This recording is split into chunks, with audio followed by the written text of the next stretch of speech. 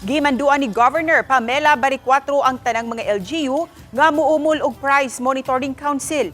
Kini aron masiguro nga walay magpaburot sa presyo sa mga nag-unang palaliton. Ani ang report ni Alan Domingo. Gibutyag sa gobernador nga dunay mga lungsod sa lalawigan nga dunay paglihok ang presyo sa bugas base usab sa nakuha nga kasayuran atol sa meeting sa Provincial Price Monitoring Council. Matod ni Governor Pamela Baricuatro nga angayang bantayan sa mga lungsod ug mga component cities ang presyo sa mga nag-unang palaliton aron magamit ang ilang local ordinance sa pagsilot sa masakpan nga mula pa sa balaod. Makigtigom ang gobernador sa mga mayor aron mahanay ang tanan. It's very important, it's very vital na we establish our monitoring council, price monitoring council in every LGU. Nasayran nga 11 lang ka mga LGU ang adunay kaugalingong Price Monitoring Council.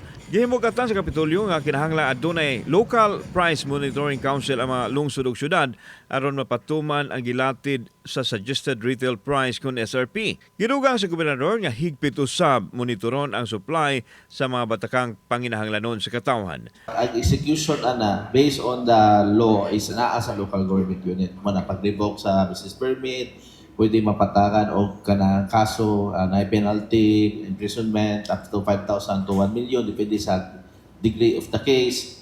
They have ordinances to sanction and it can even go as far as the cancellation of business permit. No? Kauban si Clover Lumayag, ako si Alan Domingo. Balitang Bisdak.